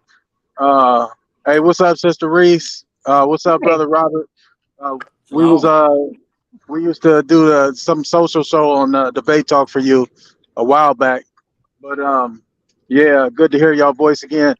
I think it's an interesting conversation. I mean, I see Sister Reese's point, but I do think that, like, ultimately, when it comes down to, like, laying down with people, I think we kind of been destroyed by the Western mindset, and the family structure has been kind of like destroyed. Everybody is kind of on a selfish pattern now. I think we had a discussion about this in one of those shows back in the day, where it was some serious points made about the Black family and how nobody thinks about being a family anymore. It's like everybody has this mission on, everybody wants to make money, and the mind state is just westernized. But I will say that, like, with the passport brother situation, I meet a lot of guys who have very hard times dealing with our people. Let's just put it out there. You know what I'm saying? Especially the ones that we grew up around, because they have, man, I don't know what it is, man. It's like the music we listen to, the television shows we listen to. You know, they're kind of growing up to not only be over sexualized, but also have this mentality of this feminist perspective. And I think that that's destroying the family because there is no order anymore. Everybody's the head, you know, and the line is just really, really blurred. So when these brothers go across the seas, you know, and then they get them a wife that's maybe like their grandmother, or maybe even like their mother. They see how these women are, how they want to rear the household. You know, it's kind of an attraction, you know. And I think that going about it by, you know, demonizing these brothers just for wanting that type of a relationship when they can't find it out here is, I don't think that's the most positive thing to do. I think that what we should do is just focus on our community, man, and start raising these kids right, and get back to the way that we used to be. Because I'll go ahead and yield after this point, but I have this cousin, and she's a Muslim cousin. She came over from Kenya, and you know, she covers up. She dresses in the full hijab with her head covered and everything. So when she came over here, you know, she was trying to, you know, we was talking about the culture and everything. And my sister, she's kind of a feminist type of, you know, happy-go-lucky type of lady. So we're all sitting down having a conversation, and my sister is looking at her hijab, and she's like, "Oh man, you guys must feel so oppressed, you know, because you got to cover yourself up all the time." And then she looked at my sister, and she was like, "Nah, we look at you guys like you guys are oppressed because everybody's over sexualized, and you feel like you got to show your body, you know, just to kind of like fit in." So I think that plays a big part into the mentality of how our women are thinking over here. And I think that it leads to the brothers going over there trying to look for companionship that they're not getting over here. So I think it's both of our parties, our parts. We both play a role, male and female alike. You know, and then we just have to end it, man. We have to stop all the nonsense and then try to get back to the way that we used to be. And I know, coming from a biblical perspective, I follow the brother Robert Reed, and I like what he's doing, especially in terms of community. At least what we chatted a little bit about when we were on the phone with Sal a while ago. You know, like with the Pastor Dow situation and everything, our community type thing like that. But you know, I just think we need to get back to that way. You know, so that we can, you know, we really need to reshape these minds out here, because we whooped and we're losing. You know, we're losing big time. And I'll go ahead and yield. All right, Reed, you want to respond to that? Queen Real, I'm gonna get to you, but I want to get to Akeem first, okay? So Reed, you want to respond to that? Then we're gonna go to Akeem. Yeah, no, I like everything that he was saying, that, you know, that their brother was saying, because you know, I believe he's right. It's just it's out there, and if we want to switch to anecdotal things, you know, you look at these guys, you know, they're having a hard time back at home. So it's not, you know, running or anything. It's because they have dealt with the issue, and you can't it's like a no-win situation. You're fighting something to where you're severely disadvantaged, right? It's like, I don't know, it's like America's like one of the seats of power of, you know, of feminism. You know, a man is you know, at the mercy of the system, period. You know, he's at the mercy of the system. And so when he says, okay, I'm gonna sign up, I'm gonna go ahead and leave, I'm gonna go somewhere else, I mean, that is just the best way of doing it, you know. So you don't have to be a victim, because you're at disadvantage, okay? Because like biblically, the brother brought up the Bible. Biblically, we're supposed to be the leaders, supposed to be the patriarchs and things like that. But if there is nothing you can do or say with, to your woman to kind of maintain order in your home, then who's really in charge? Because you can just be accused of something. You don't have to do anything. You can just be accused of something, and the guy can get wrecked. You can be married. You can get divorced, which 80% of the time is probably not going to be him filing. You can get divorced, lose half your stuff. You can lose custody of your children. You can pay child support. Who has all the power? So there is no advantage for a man to stay and work on it here, there in the West. There's like no advantage, period. So it's kind of hard to say, okay, well, just stick around, just stay. It's gonna get better. Hey, yeah, we all got lives. When is it gonna get better? How much of a headache do I have to deal with? I'm sorry for the trauma, but guess what? The black man has trauma too. He's just choosing to deal with it a different way, period. Now, we're not saying, we don't need black women. We don't want black women. It's just that America isn't the only place with black women in it. Okay, we can go all over the world. There's black women.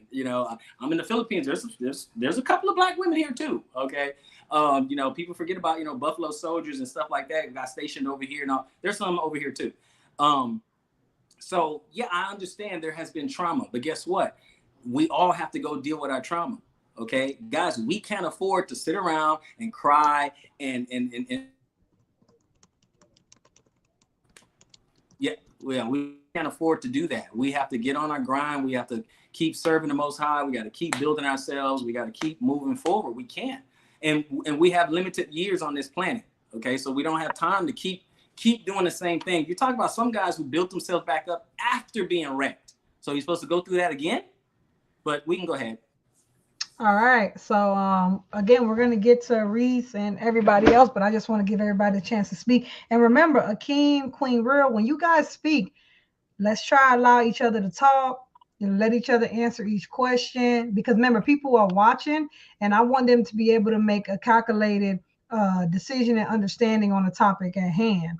So we can't do that if we're cutting people off or over talking. So let's try our best to let each other finish each sentence. So Akeem, the floor is yours. Any questions, comments? Yes. Shalom to everybody on the panel. So I have a unique perspective because I got a military background. So I done seen various countries. I done been to various countries, seen different cultures and how men are treated, right? Particularly black men, since that's the premise of the discussion here. And it's a clear difference how we're treated abroad than how we're treated at home. Now, the argument, well, not even the argument, but just the perspective. I don't like the perspective of the passport brothers who bash our black sisters, right? And I don't like the feminist sisters bashing passport bros because they choose to go abroad. From what I've seen from my personal experience, right? Obviously, things tend to change if you're looking at it from a purely biblical perspective, because the biblical perspective is the Easternized perspective, not the Westernized perspective. But when you look at it from as a whole, like a whole picture, right? Like brother Reed, he hit the money on the head. You know what I'm saying? The men aren't choosing to run away. We're not fleeing. What they're doing is they've been fighting a battle and not winning. If you continuously fight a battle, you lose the war, right? And consistently doing the exact same thing, expecting a different result, is the definition of insanity. So if an individual chooses to say, you know what, I've done my time, I put my time in, it's time for me to go ahead and get my passport, I'm gonna go abroad. And if I happen to find someone who meets my qualities, meets my standards, meets the things that I want to see in a wife, and I marry her, there's nothing wrong with that. But then it's on the flip side, there's nothing wrong with a man choosing to stay in the United States and deal with it. I've heard people praise brothers when they marry a black woman and they say, well, I appreciate you, bro, because you didn't leave and go somewhere else. This whole passport bro conversation, it's really similar for me when I hear it to, probably about 5, 10, 15 years ago, when there was a big uproar in the black community, when black men were starting to really start to date outside the race, like heavily, right? They were dating white women, they were dating Hispanic women, they were dating Asian women and different European women. And it was a problem then, just like it's a problem now. But when a man is trying his best to navigate and figure out how to make the situation work within his race, and it doesn't, and then he chooses to go elsewhere, that's not necessarily a sign of weakness. That's just him trying to, at the end of the day, listen, we have to go to work. We have to deal with the racism, the oppression, you know what I'm saying, the systematic, everything that we deal with outside our walls. At the end of the day, and I'm sure every man on this panel can attest to this, at the end of the day, when we come home, we want peace. We want shalom. We can't go out and fight the world and then come home and fight with our spouse just for something that naturally comes from some of these other cultures who were trained and brought up in such a way to uplift the man and not bring him down. I'm not tripping off of the trauma. I understand our sisters have been put through the ringer. A lot of them don't know no better. It's how they were raised. That's how they seen their mom and their aunts and their grandparents act. And so that systematic indoctrination to be hard, to be callous, to be more masculine, we understand that. But it's not like we were like not putting any effort or work into it. We trying, we working it. You got brothers I done been dating black women my whole life. You know what I'm saying? I've been dating black women my whole life. You know, all praise to the Most High. I married a black woman, but if that didn't work, I told my wife a long time ago, I said, when we got together, I said, you saved me a ticket, because I was going to go to the DR on some honesty. You know what I mean? I told her she saved me a ticket. You know what I mean? Because she's black, but she's mixed black and Dominican. So she laughs at it, but I was serious. You know what I mean? But I get the argument on both sides. I think that whatever you choose, there should be no negative recourse, and there should just be understanding and accept the person's decision. If you choose to continue to just date only within your race, all praises. If you choose to go abroad, all praises. That's all I got to say. Okay, so Randy, we're going to get to you, but I want to get to Queen Real first. We just got a few more minutes, you guys. So let's try to keep the questions or comments about a minute or so, because we got about 2 more minutes, and then we're going to give our high value Hebrew an opportunity to close out the show and answer any other questions in the comments. So let's go to Queen Real. You got about a minute to give your comment or ask your question, and then we'll go to Randy. You're on mute, Queen Real. You gotta unmute yourself. I'm not catching on with a lot of stuff y'all was talking about. I'm sorry because I'm just popping in. My internet keeps kicking me out. So will somebody catch me up on something? Yeah. So basically, what we're talking about is the passport bros leaving the country to go look for what they're looking for in a woman. And I guess Reese's standpoint is kind of like, you know, we should be here working it out and, you know, getting our families together. And the brothers are like, you know, we tired, so we out. Pretty much. That's deep. So yeah, you got any questions? You want to comment, or you got any questions towards that? Yeah, I got agree with some of it, but I mean, you can't expect for a black man to hear someone that say they love a person and then break them down and sit through it. I understand, you know, go through trauma, but they can either choose to deal with it or not deal with it. Really, they don't have to deal with it. They deal with it because they love that person, not the trauma. I mean, vice versa, but you can't expect someone to change their preference just because you don't like how they're living at me. I mean, so you're in agreement with the passport bros packing it up? If that's what they hold on, I didn't hear that one. Are you in agreement with the passport bros packing it up and saying I'm out? I'm out of here. I mean, I'm not gonna cast you. If I was a man dealing with that, I wouldn't even tell us nothing. I'll leave. If you don't see what I'm showing you now, why would I have to tell you when I leave and do what I want to do? But you see, when I leave, you see what I'd rather do. I'm just saying. So she's saying if she was a dude, she's saying deuces. If I was one, I wouldn't even kick dust at her. I'd leave. If I'm telling you up front with my actions, I'm showing you your work to me. I'm just saying. And you're constantly breaking me and tearing me down. I choose to go do what I want. I'm just saying, if I was a man, I would choose to do what I want because I choose not to hurt you. But you wouldn't understand that because you're selfish to not look at my needs. If so, I would not be doing what I want to do. You would be worried about what I want to do. You would worry about me. So most men get neglected a lot on that part.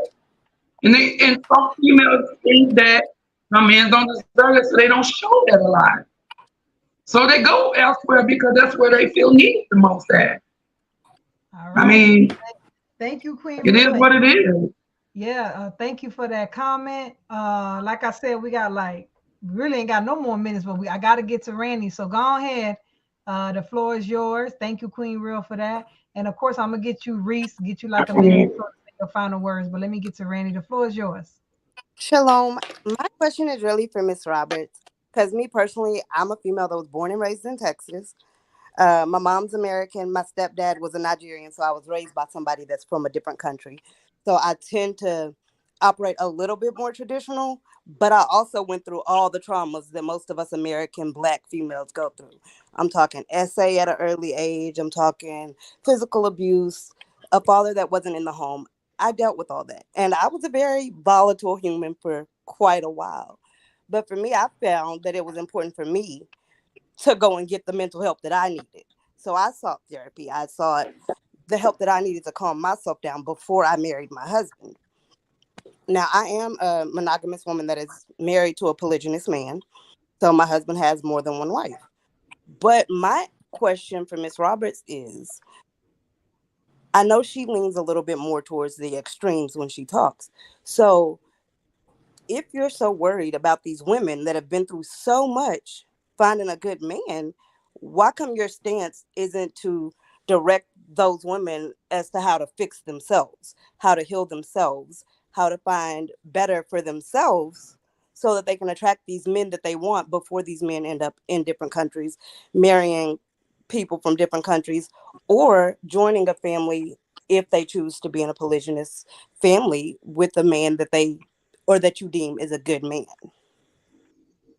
Well, I'm glad you asked, because my concern isn't necessarily about the women having a man. My concern really is more so about a balanced conversation. And so the reason why I speak in the terms that I speak in, because my goal when I was speaking earlier was to figure out, are we talking about extremes or not? Like I said, are we talking about generalizations or are we talking about specific circumstances? Because what I believe is that men and women have their fair share of healing and growth to do. So I don't think that there should be a blame factor here. And what I hear a lot of time in these gender war conversations is an unproductive blaming of this Black woman who didn't do this and didn't do that and could have done this, without any conversation being directed towards the role of a man in a community, when all of us have been subjected to the same involuntary traumas and conditioning that we've all been subject to. So I think it just is a tragedy to pin blame on a woman when taking no blame for yourself, if that's the blame game that you want to play. I think it's more productive for our community to say that if there is a problem, that we need to look at the true enemy. The brother and the sister are not enemies of each other. We are enemies to our oppressors. So when we have these conversations that say the sister is to blame, she should have known to not have a child before she was a certain age, or she should have known not to have a child or open her legs and all these other things. When this woman's legs were being pried open by somebody, and in a lot of situations, her home was being systemically torn down, and her man was being whisked away, or whatever the case. Like someone said in the comments, our men were on opioids when they came back. A Black woman had too much on her plate at that moment to deal with a man that came home from war on crack. So, but I believe that we were having today was surrounding the current environment of our nation. And currently, most of our men, I'm not going to say all, but most of our men are not addicted to drugs, especially when we're dealing in a high value man or a high value Hebrew man.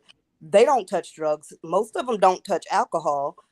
Most of them value their body above everything else. So they're not putting any substances in there that should not be in there. Right. You're talking about a subculture of people, and I agree that, but there are subcultures everywhere. Yes, but we have groups of Black women who are just the same as that. Exactly. And those women tend to end up with those men.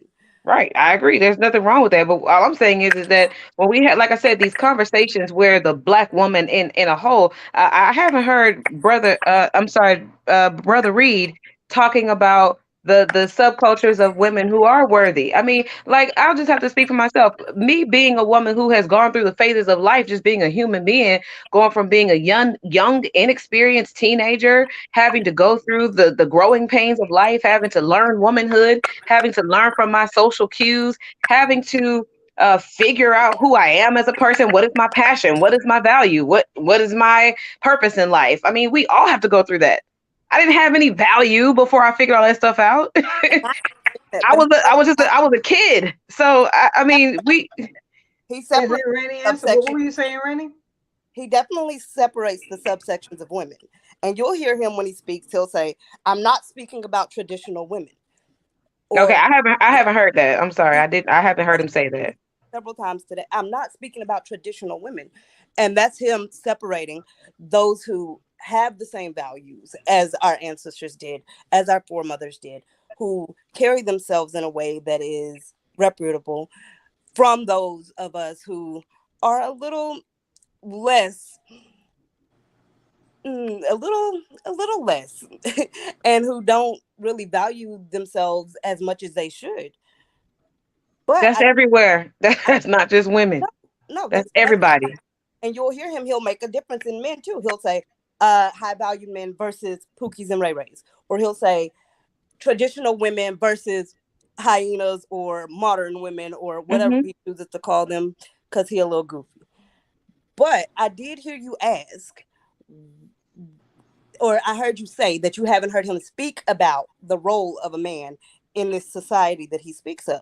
So I'm a pause for a second, and I'm gonna ask him, Brother Reed, what is, in your opinion, what is the role of a man? I think the role of a man is to, build him. To start off, a young man has to build himself up. Okay, he has to create his value. He has to be strong mentally. He has to be strong physically, emotionally, and going through the trials and tribulation of life. That's what gets him there. When he gets through trauma, the battle scars are attractive on a man. They're not necessarily attractive on a woman. That's how we become something. You have to go through something. And as he gets into his formidable years, say 18 to when he starts getting into like his 30s, he starts to figure out who he is. He starts to figure out what career he's going to have. And I'm speaking in general terms. Then when he figures out, who he wants to be, he figures out, hey, I want to have a legacy. I want to, carry on my last name. He is to protect. He is to provide. He is to lead. He is to, being on the Hebrew side, he is to serve the Most High. He is supposed to do that. He's supposed to be that foundation, that rock in his family. When he decides to do that, that's what he should be doing. If he's not doing that, then, he needs to keep working on himself until he's able to do that. All right. So what we're going to do is, I just want to, because I don't want to close it out like this. I really want to give, but you guys got to come on now, 30 seconds. I need y'all to wrap it up because we got to get to Robert's last point of view. So Reese, I'm going to give you 30 seconds to close up your final thought, and we'll go to Vinny and then Queen Real and then Rainey. Okay, I appreciate it. So all I'm going to say is I think that, again, our conversations need to be more inclusive of all of our subcultures. We have a lower class of men and women. We have a upper class of men and women. And I think that there's always a scale where the lower class is fighting to become more upper class so that we can improve ourselves and better ourselves. So our men getting to a point where they want to share our traumas or share their traumas with a sister, but then once they become built up, so to speak, or once they become successful, then they feel like, oh no, this black woman is not, she's too ghetto for me. I'm going to get a passport. As soon as I get enough money to get a passport, I'm out of here. But all the time you're struggling and all the time you are a Pookie and Ray Ray, then we're okay. But when you're not a Pookie or a Ray Ray no more, now you got to leave us alone because we're too much for you. We're just too below your standards. You can't go and find one of us that's good enough. And I digress after that.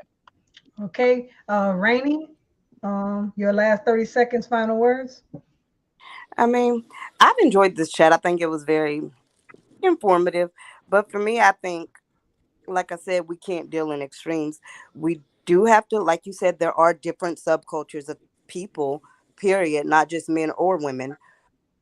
But I mean, at the end of the day, we as women cannot expect men who are of a certain standard and hold themselves to a certain standard to be with any and everybody just because they're a black female. There's got to be a bigger standard than that. All right, and Queen Real, your 30 seconds. Your final statements.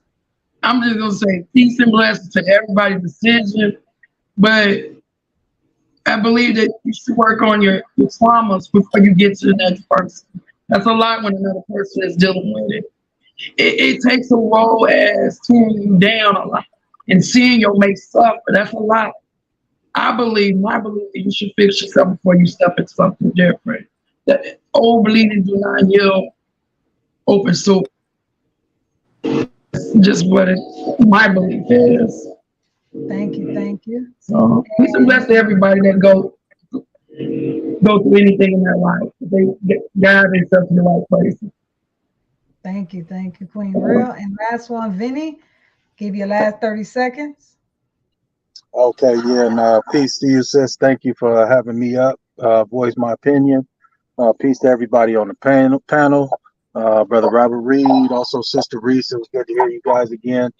Yeah, man, we just got a lot of work to do on ourselves. You know, it's a never-ending battle, man. I think that most of these guys and women, we look for whooping putting up in all the wrong places. You know what I mean? We need to restructure our mindset, and it all starts with us and how we raise our kids, man. We got to raise our kids the way that we need it to be. You know, personally, I think that we need to get back to Bible, but you know, not everybody agrees with that. But I think that yeah, we definitely need a set of ordered regimen on how we should do things and how to keep order. But I think this is a great conversation. I think more of these need to happen, you know, just so we can iron a lot of this stuff out. And you guys have a blessed night. Now, Vinny, before you go, make sure you like and subscribe to the channel. Oh, I already did, sis. Yay! Hey, listen. Hold on, for 1 second. I want you to know that's why we have Let's Talk podcast, because what we figured was we have a lot of biblical Bible believing people, right? And then we have this secular world, right? So we got these two groups. We got the secular, we got our Bible believers, right? And we deal with our issues in two separate lanes. So the Bible people deal with it this way, and the secular people deal with it this way. And in my mind, I'm thinking to myself, we need to talk, because we're all dealing with that. We got baby mamas, baby daddies. We traveling outside the state. We dealing with health issues. Our parents are overweight. We overweight. Like, it's so many things we're dealing with, single parents, and we got Bible believers and secular people. So I just said, you know what? If we could have a platform, we can come together and let's talk about these issues. I believe that we'll be able to move forward. Our voice can be heard, and we can start making some changes. And like you said, it's all about the children. You know, hopefully the children can learn something from this. But Vinny, thank you again for coming. I appreciate you supporting the channel. I appreciate you subscribing, and I appreciate you coming on. Thank you. All right, Robert Reed. Hey. Man, what a show. What a show. What a show. I love the diversity of thought. I really do. I love it. So what I want to know is, okay, so I'm not trying to harp back on it, but I feel like this was a real, I got to bring it up because it was contentious for a little bit. So I got to do it. So the point that Reese was making, do you understand the point that she was making? Yeah, I do get the point. I don't agree with the point, but I get the point. Okay, so I've heard a lot of people speak like that, say things like, why are you going to go out to another country? I've heard people say, you know, you got so many women here. Sometimes it's more women here than these countries that they go to. So I hear a lot of that. Not just that, you can hear the trauma in her voice, and you can hear the trauma in a lot of sister voices saying, look, this is what we've been through. And now you're trying to pack up and leave. And you're saying because it's our fault. Just to give you another chance to just kind of dive into that, what would you like to say about that before we close the show tonight? Right. Oh, well, I appreciate that. A lot of it, I think there's a lot of, and again, I just disagree with her point. There's nothing against her personally. I don't know her personally. I just disagree with her point. I think there's a lot of goalpost moving because, again, I try to be very, very clear in what I'm talking about, especially when I bring out, facts and data and statistics and things like that. It's that's general. That's going to be general. And so every point that's made when someone is like, well, introduce an extreme, or every point you made is that, oh, but that's everybody. Oh, but that's everything. Oh, but what about the men? And then they, try to hide it under, the balance and things like that. No. That right there, there's already an extreme imbalance. And what I mean by that, if we look at all the shows, you go back to the 90s all the way up until now, you had your Ricky Lakes, your Sally Jesse Raphael's, your Oprah Winfrey's, you had all these spaces where when you got the View Now, the Talk, Red Table, all this, you have all these platforms where the female voice was heard. We've heard about, the Black woman's trauma forever, okay? And they've always had a voice as far as on these platforms. There's always been a voice. Only recently, over the last 10 years, where you really had a manosphere, where you hear the man's voice. And I think when men speak up and they talk about their trauma, I think it's very, very triggering. Because for the most part, women, okay, you know what? I don't want to say that. Men, when they talk about their trauma, a lot of the times they feel unheard, okay? So that's why you have this manosphere. And as far as people thinking that, oh, well, guys are talking trash about women when they go abroad and all that, I don't think that is the case. When you look at the early videos of Passport Bros and things like that, it wasn't about trash talking. I'm not saying there was none, okay? There was a little bit, but is a guy coming out of his trauma. But for the most part, it was just guys talking to other guys saying, hey, go grab your passport. You can get better results. You don't have to go get game. You don't have to be a part of the hookup culture. You can rebuild your family because you got destroyed, things like that. It was men talking to men. There are groups right now where there are guys talking to guys, just talking about, their experience and stuff like that. Not bashing women whatsoever. But I think a lot of things is triggering because of implication. And when I brought up bashing, sometimes I would like some people to define bashing. Because if I say, well, you know what? I get better results when I go overseas. Who did I bash? I didn't bash anyone. I just said I get better results when I go somewhere else. And that's where a lot of that comes from. And speaking of that, I'll land this plane with this. I've been in situations, I've been in relationship with traditional women, and I've been in a relationship with modern women. I can say, now I'm being very specific, I can say relationship with traditional women is 100% better. It is better for your peace. It's better for your health. It's better for you mentally and emotionally. I'm sorry about, all the trauma, but I like Brother Benny said, we don't want to come home and argue. I want to come home and be challenged on everything that I say. I want to relax. I just went out. I was just working. I'm trying to make money. I'm trying to secure our future. I'm trying to take care of our retirement. I'm trying to do all these other things. I don't have time to come home and argue. I don't want to argue.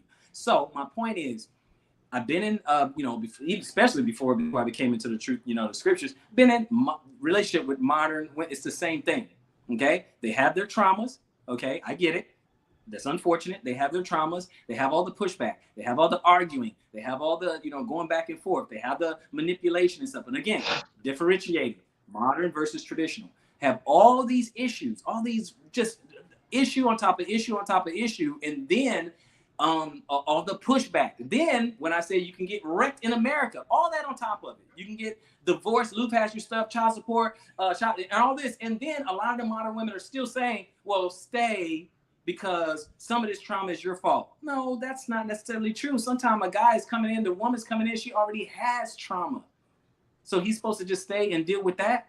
I dealt with all that. When you go somewhere else and the woman, and I'm not saying no one in other countries have no trauma. They don't have the same trauma. It's just different. They're raised in a different way. And again, I'm not even bringing up race because I can keep it black. I was gonna ask you that. Do you think it's a race thing or a culture thing? Because the videos I showed you was old, young, white, black. It was all different kinds. So do you think that this whole modern woman ideology, do you think it's a race thing or a culture thing? I think it's a culture thing for sure, because as far as feminism and all that, all the races are into it. All the races are into the whole feminine thing and all that.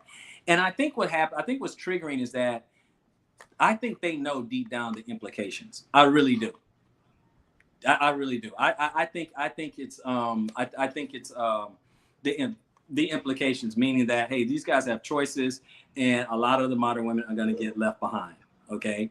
And then I saw a comment, you track your own energy. Okay, great. So when you go to another country and you get better results, okay. I said in another space, and I said on TikTok, I said, okay, a lot of times it's always moving the goalposts. It's always moving the goalposts, especially with modern women. Okay. Oh, it's you, or it's what you attract, or you're not this, or you're not that, or whatever. Okay, great. The ultimate litmus test is this. If a man is here in the West, or there in the West, I should say, and he's not getting good results, okay, and then he travels abroad and he gets the exact same results, it's him. That's on him. Because that's a different country, a different woman, a different culture, and you're still getting the same results, then it's you. But if you're getting terrible results in the West, and then you go to another country and you get great results, then who is it? You see? So it may not be you. It's just that the problem is this. It's not America versus the world. It's not that. It is modern versus traditional. If a modern man is with a traditional woman, it is not going to work. If a traditional man is with a modern woman, it's not going to work. If traditional and traditional meet, it has the best chances of working, and the stats back that up, period. All right, you heard he said period. He said period, y'all. So y'all know what that means, period. With that being said, I just want to thank you for coming on the show.